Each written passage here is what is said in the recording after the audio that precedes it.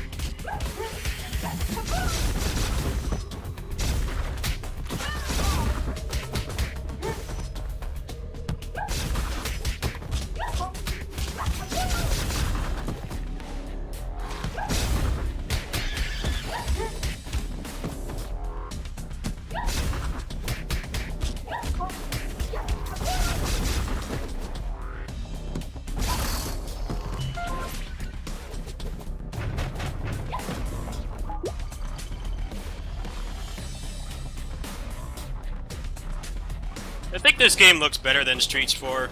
It actually looks quite a bit cleaner. The problem is that when this game came out, it was nowhere near as interesting to play. But now it really, it's a pretty diverse game.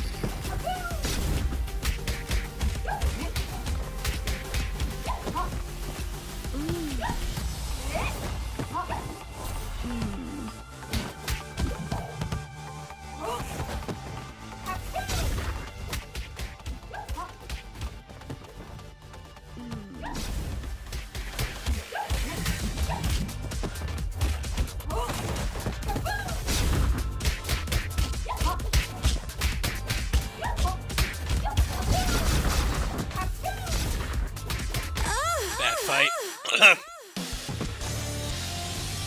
Bad fight. A little slow, but enemy RNG was not kind.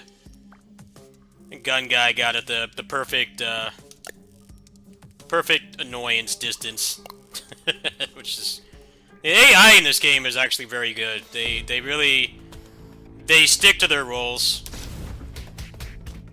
The thing about them is they all have very diverse fighting styles and different things that they do. So, you know, this game doesn't have like, it's not like Streets 4 on Mania where there's just like a lot of enemies.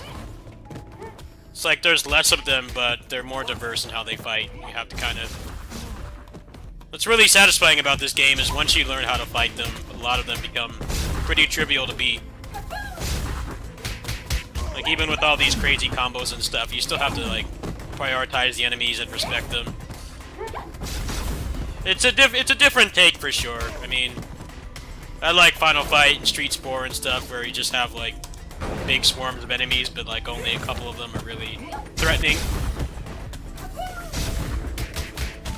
Like, the gun guys are classic, obnoxious zoning enemies. You know, they'll always get a safe distance from you and shoot. And what makes them dangerous is the fact that everybody else has, you know, they can dash across the screen and jump you and stuff. You know, you have to prioritize them because they're gonna mess with the patterns of the other enemies.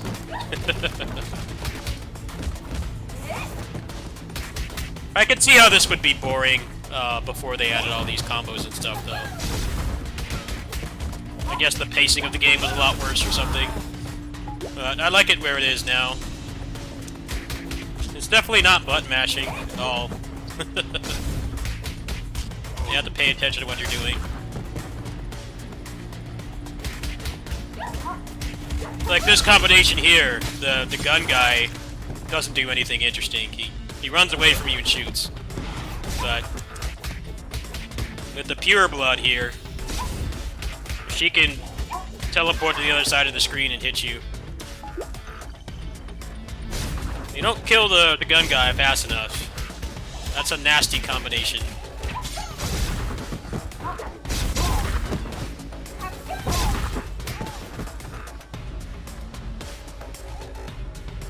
I think the OTG mechanic really helps with letting you actually remove those enemies. If you can't get them outright, you can at least control them.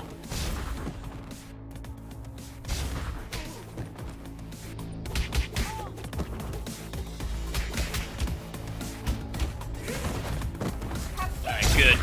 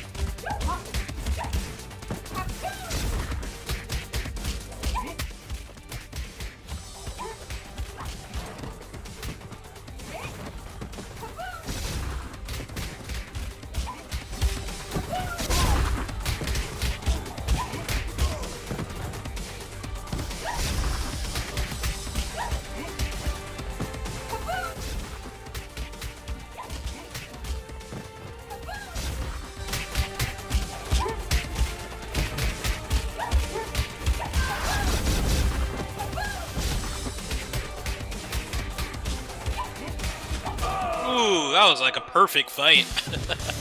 Wow. Good fight. It's a pretty decent run.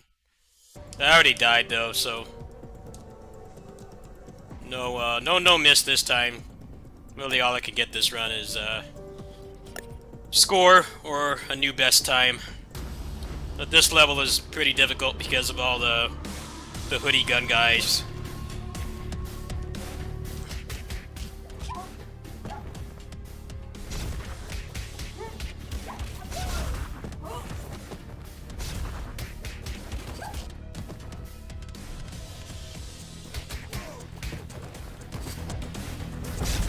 Perfect.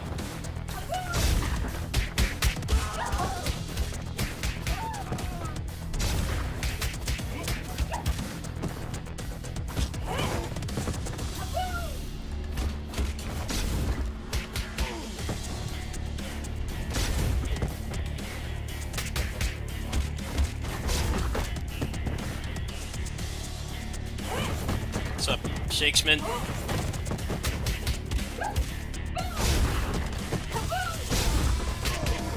Sorry, it's the assault spy DNA in me. No, actually, I'm not sorry.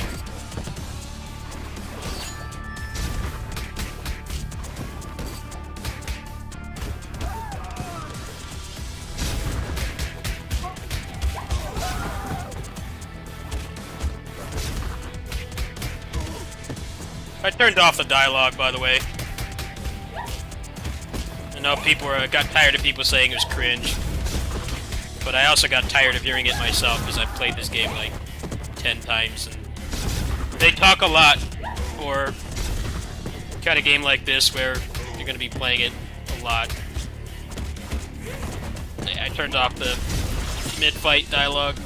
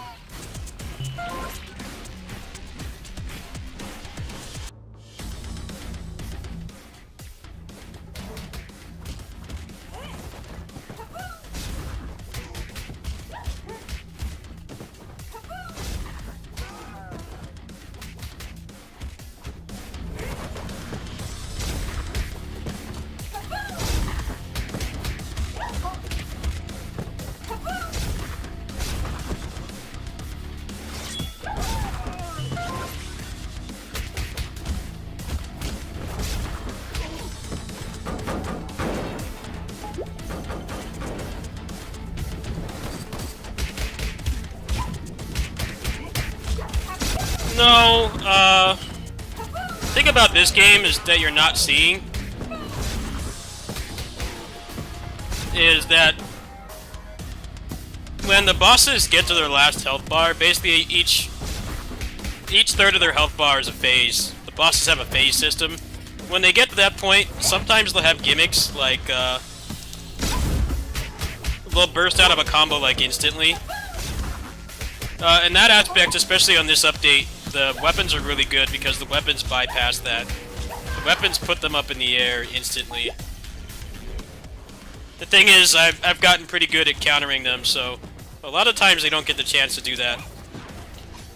There's one boss in particular where, like the third boss, I think.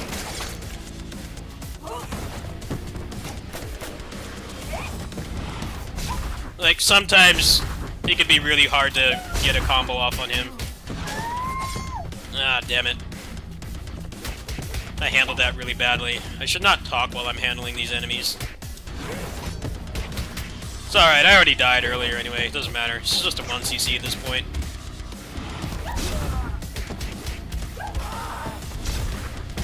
I would have been pissed if I hadn't died at this point, but I got a no-miss last night. I don't really care. Just gotta get one on video. I don't think this game is gonna grow my channel a lot. I don't think Elon Musk is gonna donate because I beat this game no miss. I like just playing this. I like just playing this casually. It's kind of been nice replacement for other games for me. I'll get it on tape eventually. So it's not gonna be this run. Played really sloppy in the first half. The guns, on the other hand, are pretty useless. You know how video game guns are, especially in a game that's like focused on melee combat. When the enemies have them, they're like the most busted thing ever, but whenever you have access to them, they're like, why would I use this? It's not even like a remotely practical option.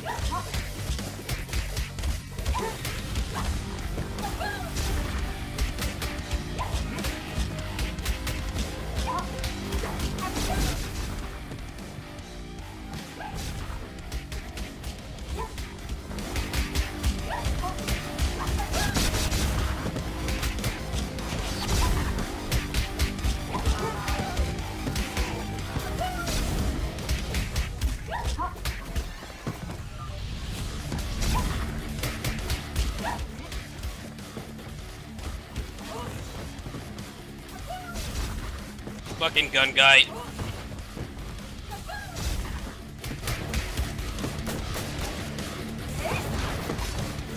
See, now this is a mess. The gun guy ruined it.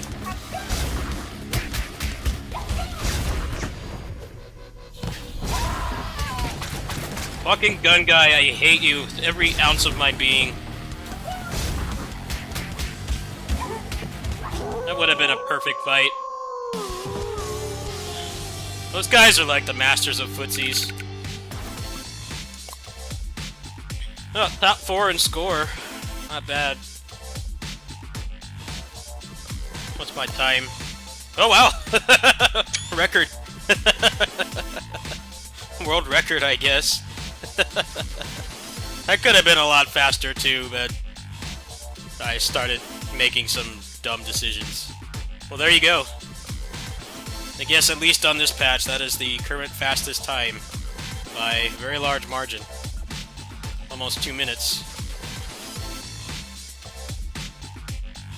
Unfortunately, I lost a lot of time there. I died twice.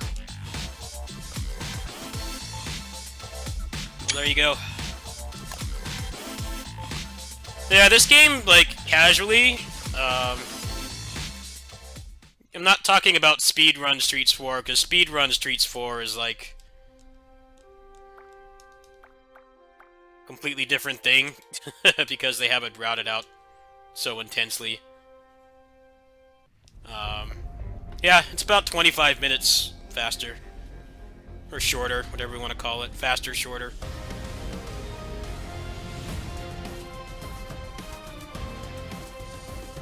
They just need to add more endgame content to this. I suggested a couple things. I don't know if they'll add them, but it seems like they were. Seems like they were open to it. I suggested some things. I'm like, look, I know that you're probably thinking you need like 18 more characters and levels and stuff, but you know you're making a beat 'em up, and beat 'em ups are kind of like fighting games in that you could just dump a character in or like a different mode, and that adds a lot to it, and it doesn't cost as much. So I suggested stuff like having like mutators or modifiers. You know, like change the game speed, change the attack speed, like the enemy attack speed and stuff. Just let you dig around with the game like that, and that doesn't require. This game is made by a very small team.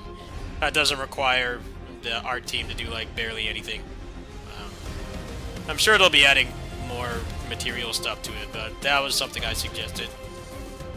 Because it's really easy to get the achievements in this game. It's pretty much just beat the game 3 times once with each character and every route, and then like there's a couple things you might have to do cleanup for, but the achievements don't give replay value.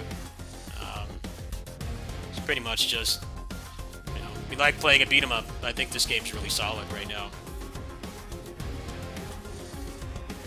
Campaign and arcade is the exact same as Streets 4, in that the campaign lets you save and switch characters, and you get continues, whereas the arcade is a forced 1cc, so it's literally the exact same thing as Streets 4.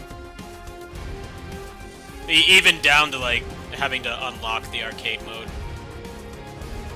But, which isn't a problem, because this game is actually quite short. I've just been doing the same path every time for consistency. That was supposedly the best time, so could probably get it down to like 35 minutes, but I started playing like poop towards the end there.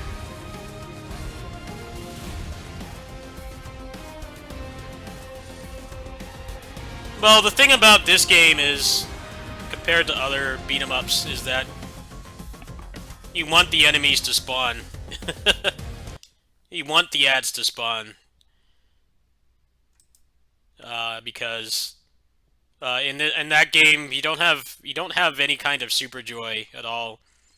Your super joys are your specials, and the specials are tied to meter. There is no health super joy in the game at all. So the enemy spawning is a good thing for a number of reasons. The first is that it allows you to build meter faster. The second is that even if a boss gets into their gimmick phase, where they don't stagger and they burst constantly, if you throw an enemy into them and you OTG them after that, and then you've essentially taken out the whole crowd. You saw me doing that a couple times in that run. But yeah, if you're good at countering and you know how to do the OTGs and stuff, then you can control them pretty well.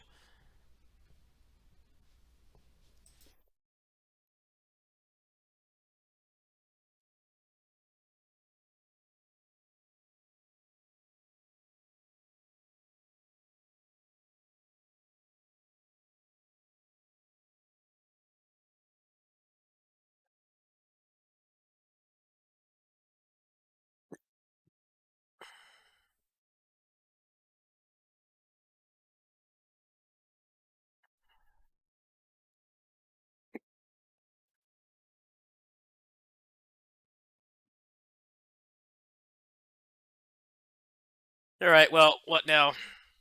Let me go ahead and post this in the Discord.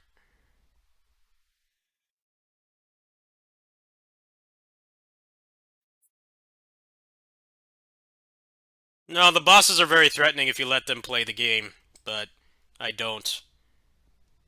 And you see how badly it can go, too. It's no different than every other beat 'em up, where sometimes the RNG just decides that whatever you had planned is not going to work. It's no different. I got some bad RNG with the gun guys that run. Could have beaten it a lot faster.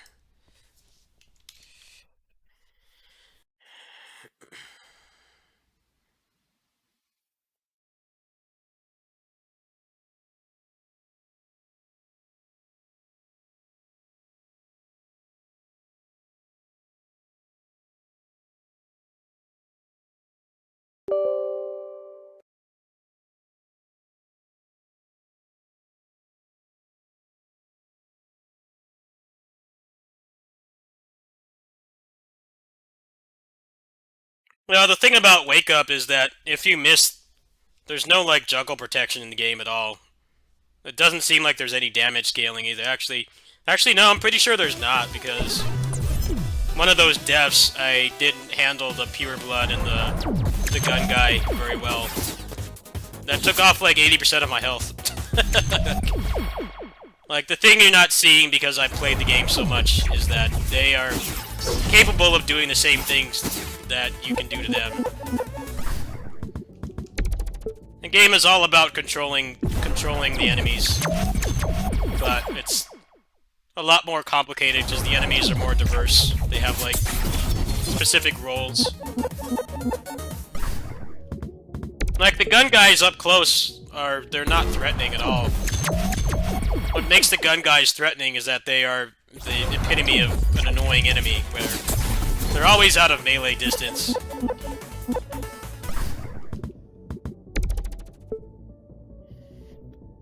They're always out of melee distance, and if you leave them unattended, they will fuck up everything. You have to prioritize them. They're actually very similar to Assault Spy, some of the Assault Spy enemies where, like, they spam ranged attacks, but up close they're relatively defenseless. But what the challenge is taking them out first, or knocking the other enemies near them. Because at no point can you ever ignore them. I think the enemy design is actually quite good, it's just that the game was really slow-paced before that patch. Which, I mean, I'm sure some people liked, but it seems like most people didn't like it because the game was lacking in player expression, just like most fighting games these days. Didn't really let you go wild, have fun.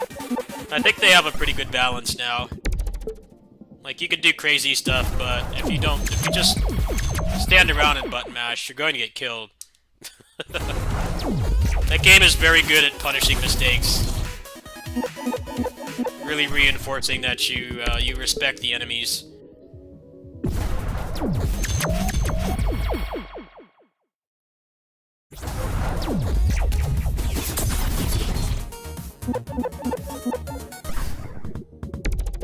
Well, I mean, Street 4 bosses are basically nothing bosses. The only time they're really threatening is when you haven't learned the combo system. Like... Which is fine. I actually like that the game lets you style like that, because most video games with combo systems that aren't just straight fighting games usually don't reinforce or encourage you to actually learn it. I like that aspect of Streets 4, but they're devoid of challenge. You know, if you actually know the combo system and you can execute well. Which is part of the fun of that game, is maximizing the tools you're given. Mayhem bosses can become a mess if you let them. What's interesting about that game is that the ads are like they're actually a good thing in a number of ways because of how the bosses are designed.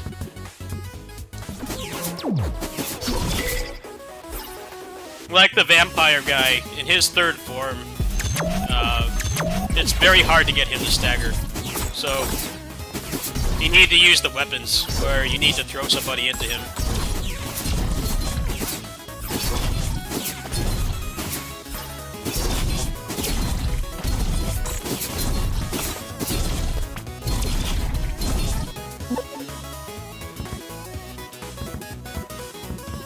Let's give me some real trash.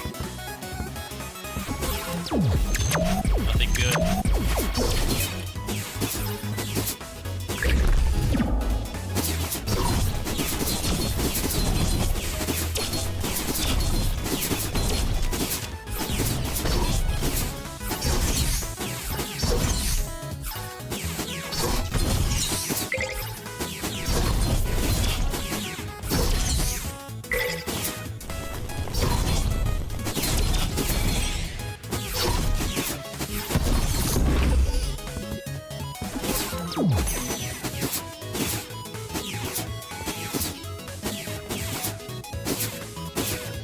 I just don't want them to balance the game around, like, people that actually know how to play beat-em-ups, because if you ever watched a big channel play, like, Streets 4 or something, it should be pretty eye-opening.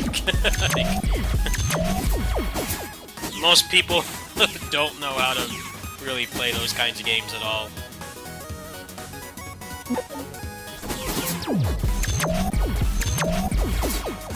It's not really wise to balance those kinds of games around, you know, the top, like, 5% or whatever that, you know, really break the game at its core and stuff. Like, most people can't do that. I think it's a big mistake when games do that. Like, just because somebody who, like, specializes in those kinds of games like me can do that stuff, it doesn't represent the average person. Mayhem Brawler is a game that specifically punishes button mashing anyway, as it is right now. Hold on, I got a DM.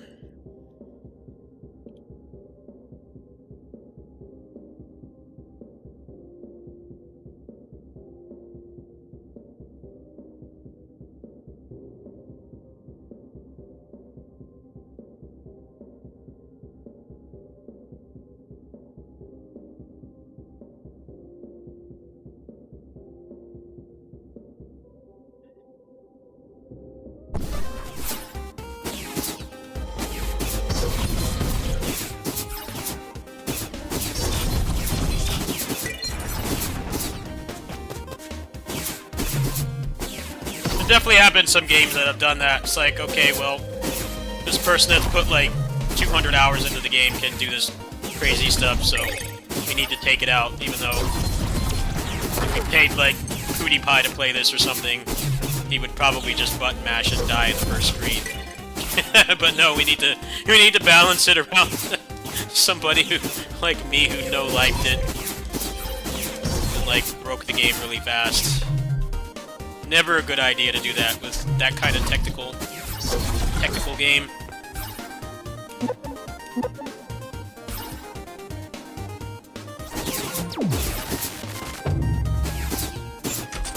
Well, that's the thing, they're not in the arcades anymore, so certain things don't need to be that way.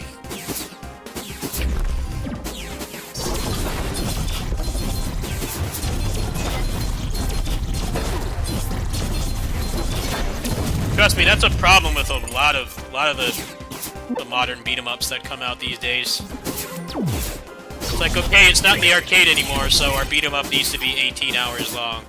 It's like, no, I'll tell you what happens if your beat-em-up's 18 hours long. I'm only gonna play it, like, a couple times a year.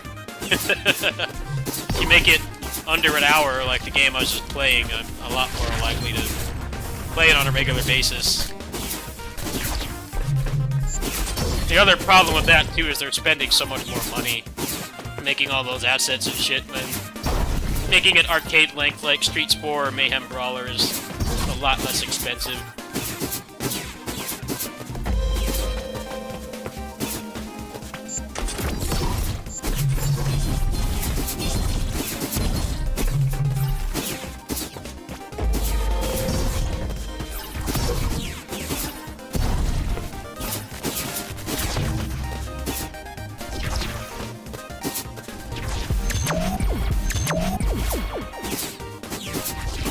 No, it's a very common occurrence to, like, balance something around the top 1%, especially in, like, a niche game like that, and it's never a good idea.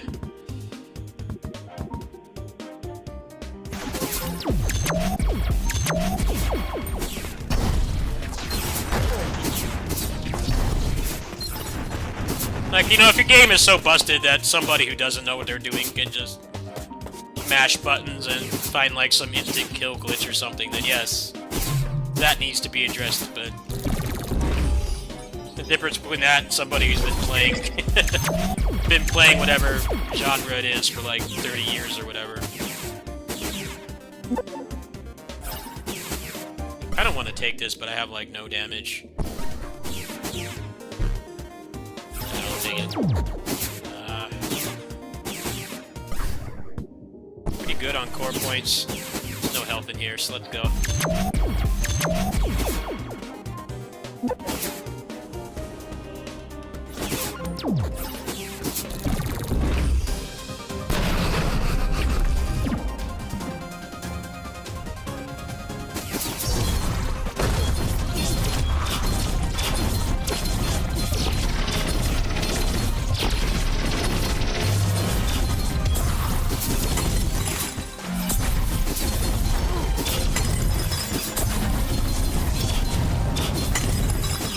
I think...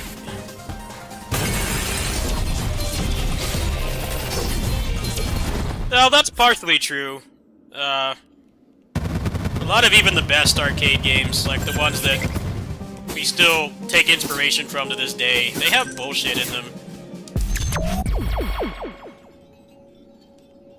King of Fighters, those games input read. Street Fighter games, they input read too. They also do more damage than you. Final Fight, sometimes things will just do more damage for like no reason.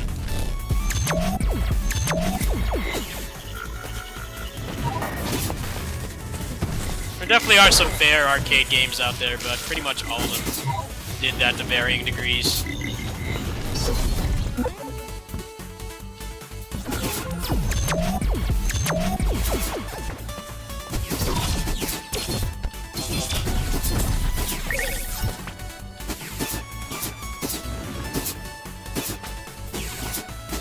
My fighting game 1cc's are either really easy or really hard. Because most Capcom games are pretty chill on the cheating, unless it's like a Street Fighter 2 series. They randomly get more damage than you, and they start input reading. So unless you you know how to break their AI, they'll kill you every time. KOF games are on a whole other level of cheating. The games are basically just designed like that because they wanted to make money off arcades where people aren't doing PvP that often, which worked. I witnessed it myself, I did it myself back then too. Like, sure, I'll spend like $5 to beat this boss. Which is making them more money than somebody dominating the machine for like half a shift. A lot of them have like hidden mechanics that are there to just screw you over, make it impossible to be like too good at the game where you can 1cc it every time. The skill helps, of course, but Final Fight fighting games especially will try to screw you over.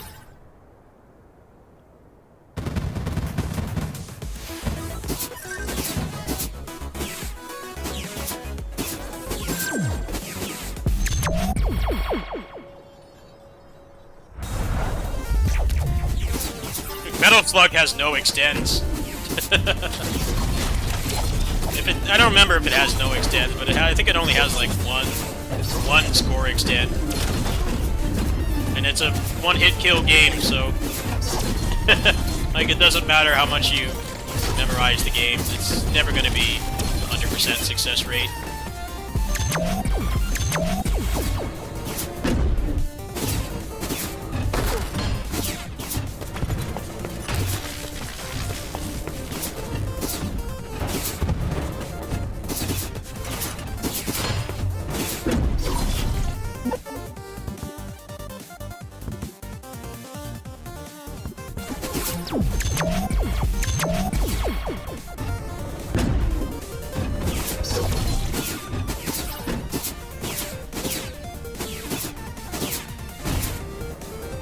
Yeah, exactly. And those are things they don't tell you, but you notice the more you play it. And it's specifically there to make sure that you can't get too good at the game. Super Turbo's AI is like out of control. How much they cheat and input read. Which, when you think about it, is directly a result of how fast the game is. Like, the game is faster than the other Street Fighter 2 games. You know, they can get you off that machine that much faster. And if you're sadistic, and if you want to keep getting beaten up by the AI, then you're spending money that much faster.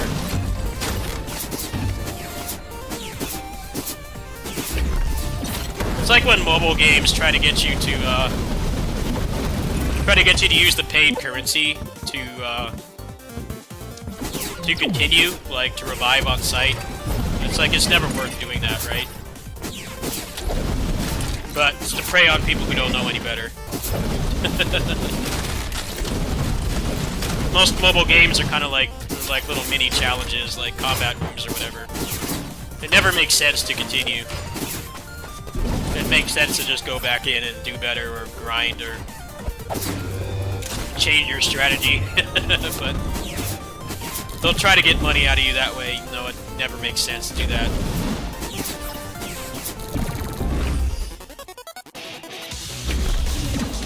The DFO is an exception, because if you get down low enough to where you're spending cash currency to continue, then you haven't been managing your resources very well.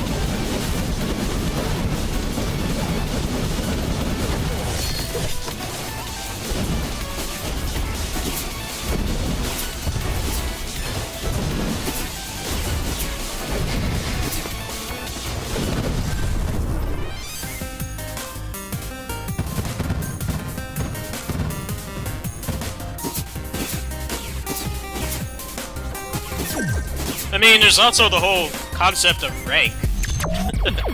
Rank is basically scaling difficulty that the game does not tell you about. A lot of arcade games have that. And that was another way they would cheat too. The game would scale up in difficulty the better you're doing without continuing, and it would go back down.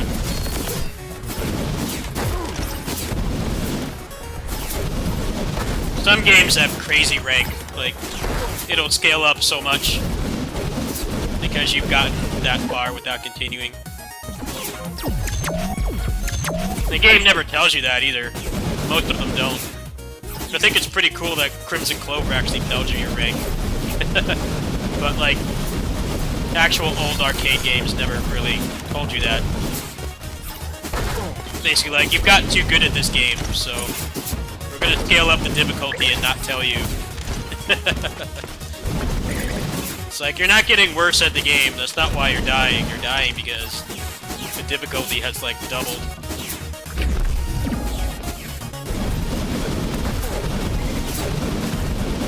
Arcade games were doing that a lot faster, a lot sooner than home games would.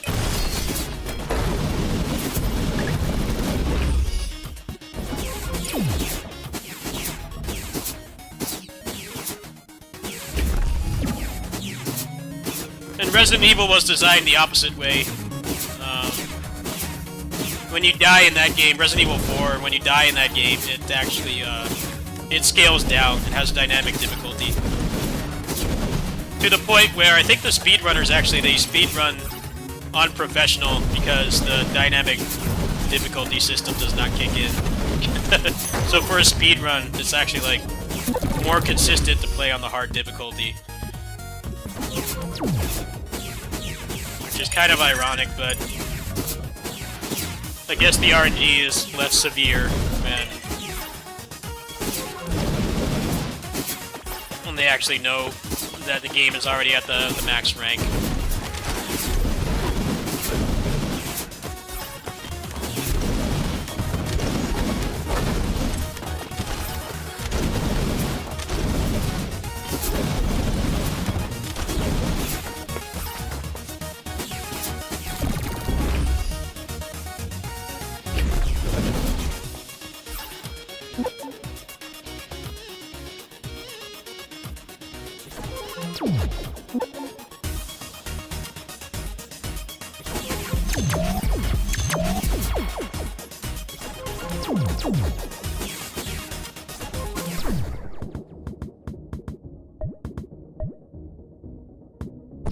Strength. That is insane. Made some big plays there. I think I have like every arm piece.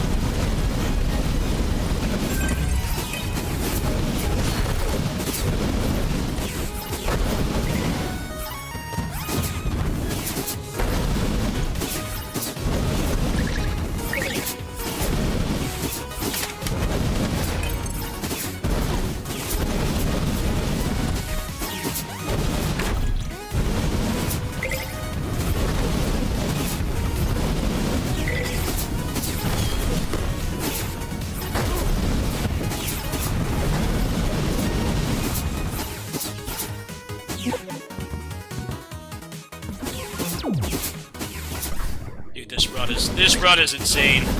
I made some really good decisions. Now it's smooth sailing. Actually, no. Burning Temple at level 6 is pretty nuts, depending on what it decides to give you.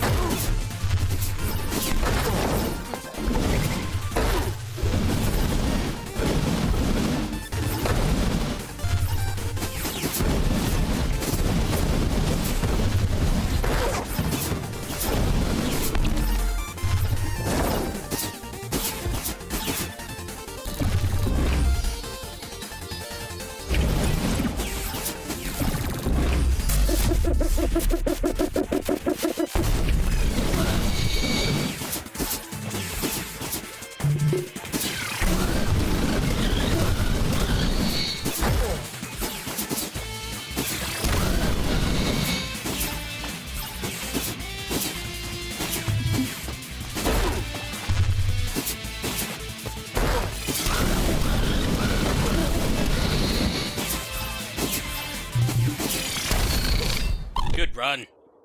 Very good run. That was a good seed. That's why I saved my seeds at the end. In case I get one to spawn the run. Yeah, 22. Not bad.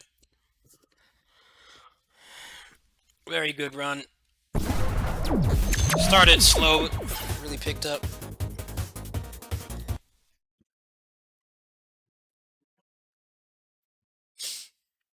I have like my screenshot folder for this game has like dozens in there, and they're all just my clear times in the seeds, so I can go back and play them later in case I ever want to do seeded runs. Some people like doing that in roguelikes. Like, just find a good seed and just run it to death and try to optimize it. And then some people don't like that. They like the decision making, kind of how you had to play the game blind. I've never actually done seeded runs of that game. I pretty much only do unseeded.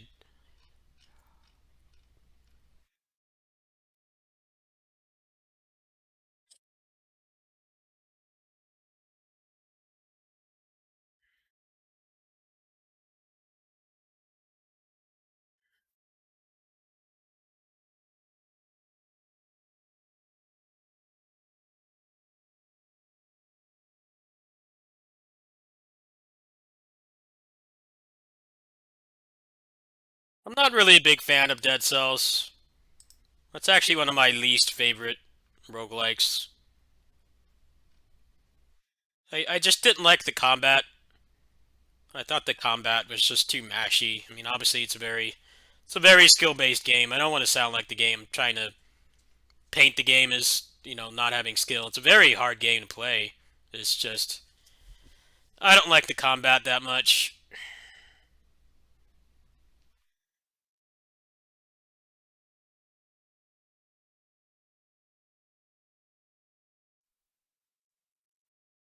I don't hate the game. I just never really got into it that much.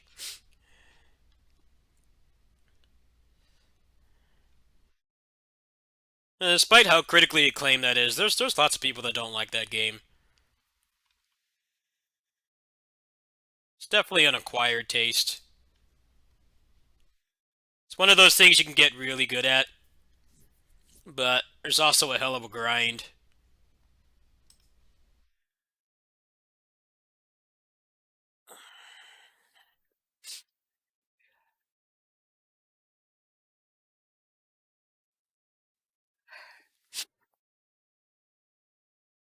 I got to like the third boss cell in early access, and I kind of just like stopped playing.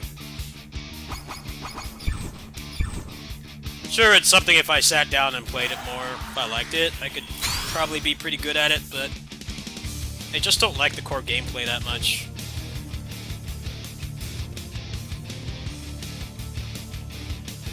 The weapons don't really have a lot interesting about them. Pretty much just have like one string. Maybe like two moves if you're lucky.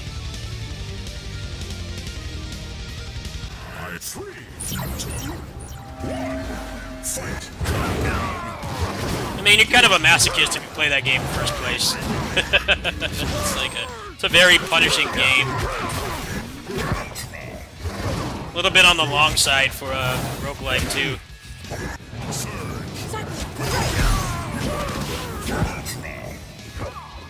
If I jump in.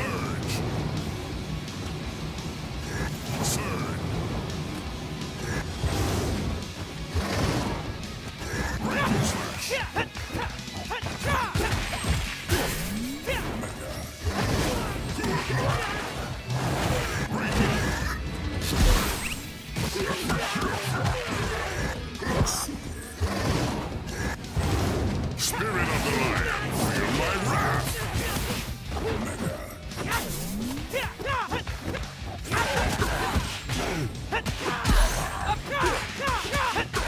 Slipstream, out of step! Over here, shall we dance? Be right back! I've got this!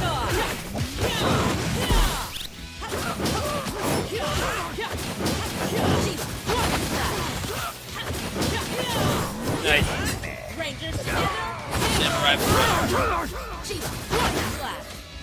I'll be back! See ya! By the way, I like when they say that because it's like Power Rangers Samurai completely ignored like all the Japanese stuff.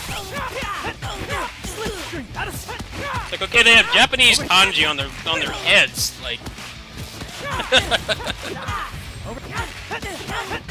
Shall we dance? Follow my lead.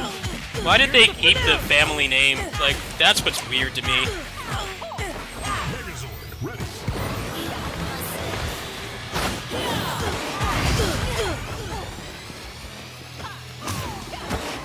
They cast white people, but they still, for the Rangers, but they called them the same name as the Sentai.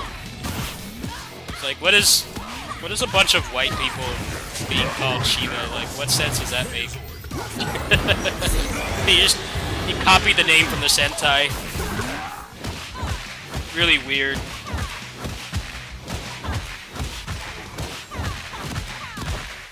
Especially for a franchise that's all about diversity, too. Really strange to me. Like, nobody pointed that out while they were designing the show. Show me what you got. Everybody points that out about Power Ranger Samurai 2. Feel my wrath. Sir. I'll be back.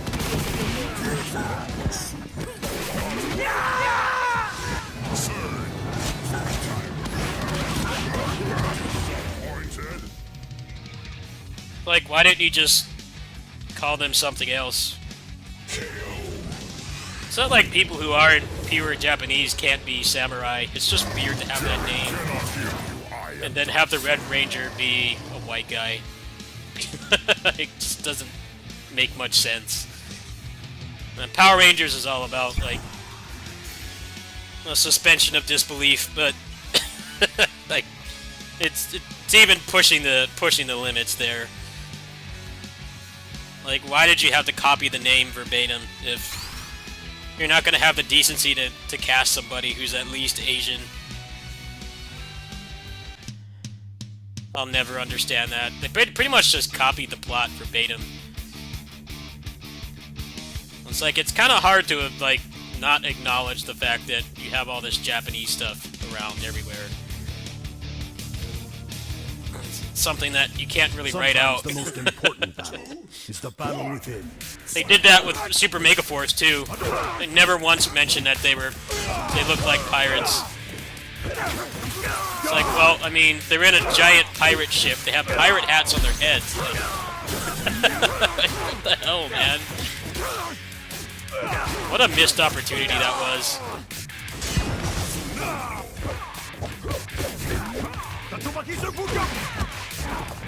I will, at the same time, I will defend them for not having that many old Rangers come back, because they moved the production to New Zealand. So it's really hard to get the actors that, were from America to come back. And Saban was always a cheapskate. He never wanted to pay them, so that was part of it too. I'll defend them for that, but like, dude, they're obviously pirates. Kids aren't stupid.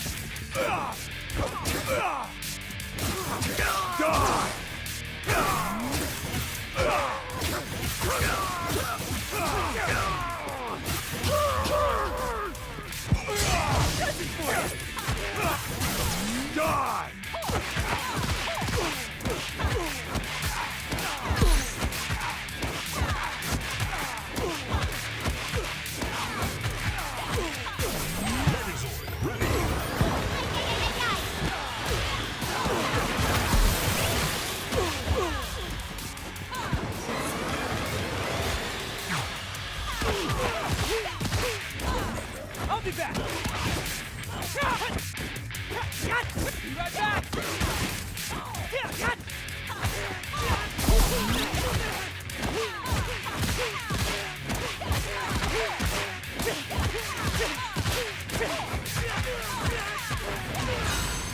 Cat stunner.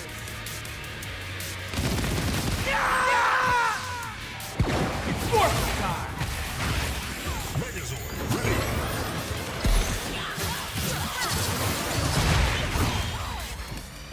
That era of Power Rangers was like the Dark Ages. It really was. It's like, it's good that it was back, but they were doing like the bare minimum.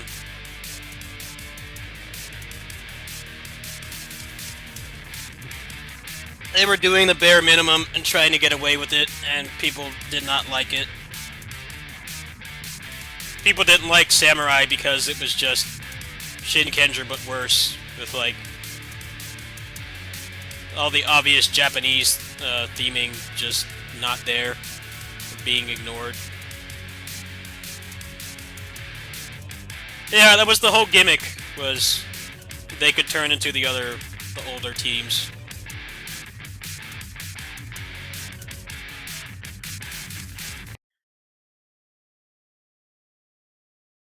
The problem was that they split it. They tried to uh, go through all that footage in 20 episodes to the point where somehow they still used the footage of the old teams, like the pre-Power Rangers teams, and they called them like Legendary Rangers or some shit.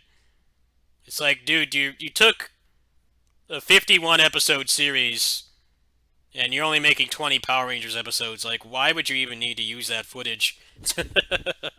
It's one thing if like it was like the old Power Rangers seasons where they would get like 40 to 50 seasons out of a 50 episode show, the Sentai, but they had like way more footage than they could have possibly used.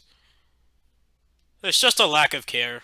I think that the fact that people complain that the old Rangers didn't really come back until the end, I think that they deserve to be defended for that because Saban barely pays them anything, and they have to fly halfway across the globe. It's not shot in LA anymore, so that makes things a lot harder. Most of the old Power Rangers actors lived in California. And then when they did bring them back, they didn't fucking do anything. They stood there. A lot of them didn't even have speaking lines. It's like, I think Jason David Frank was quoted as saying, like, he made barely anything to come back. And you think that he would get, like, more money because, even though Tommy's come back like 18 trillion times, people still tune in when he comes back. And he barely made anything. So imagine what the others made. And there was no continuation of their character development at all. They just stood there. Like I would personally not have them back at all if they're just going to stand there. I mean, it's no different than them just not taking the helmet off and having some stand-in talk for them. It's like there's no difference at that point. I think it would have been better if they just didn't even bother to bring them back. They brought back like Cassie and TJ and stuff, and they didn't say anything. They were just there. And then they did that again a couple years later with the what was that episode called? Dimensions in Danger. And they brought back like a lot of really cool legacy characters who don't come back every time, like Tommy, and they didn't even have speaking lines. Like, why did you pay to bring them back and fly them halfway across the planet to New Zealand for them to just stand there? Like, what value do they have besides just seeing what they look like when they're older? They're not in their 20s anymore. I mean, you could just go on their Instagram account for that. Go find them at a con.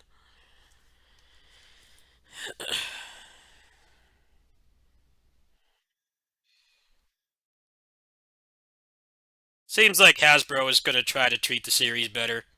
Maybe I'll start watching it again.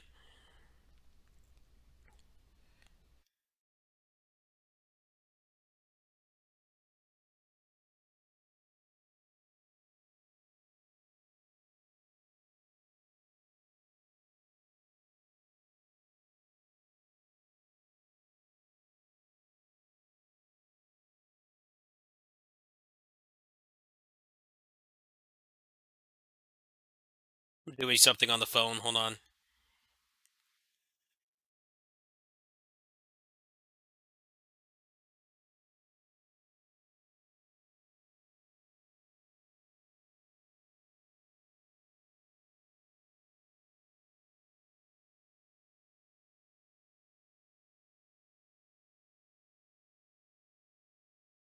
I just can't believe they did that twice.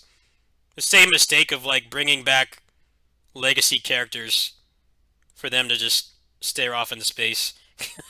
Like, how do you how do you do that twice? Like you think you would catch on at some point. Like people don't like that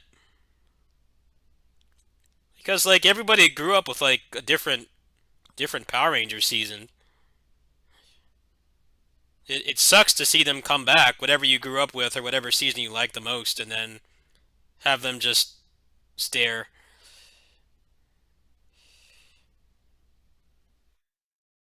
There's supposed to be like new movies on Netflix.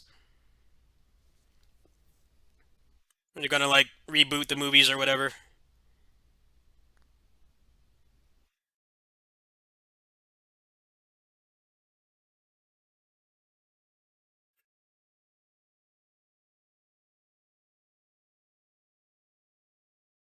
Be like if they, you know how the Marvel Cinematic Universe is like retiring, like Captain America and Iron Man and shit. Like it'd be like if they brought them back.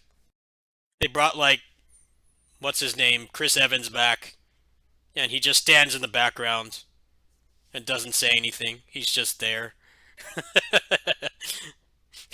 You have all like the new characters in the front, and he's just in the background, like zoning off into the sky. Like it's just a shit representation of that character. I'm pretty sure they're going to be live action, but no one knows yet.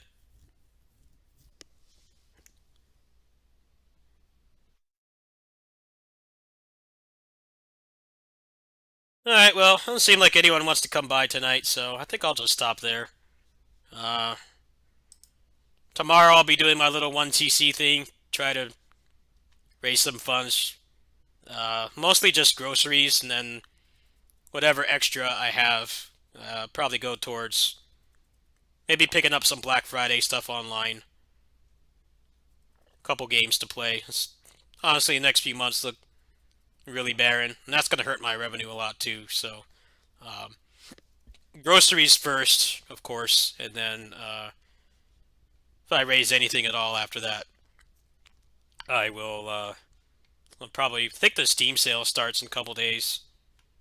I think it starts on like Thursday or something. So I don't know what there is to even buy that I don't already have, but I might pick some stuff off there.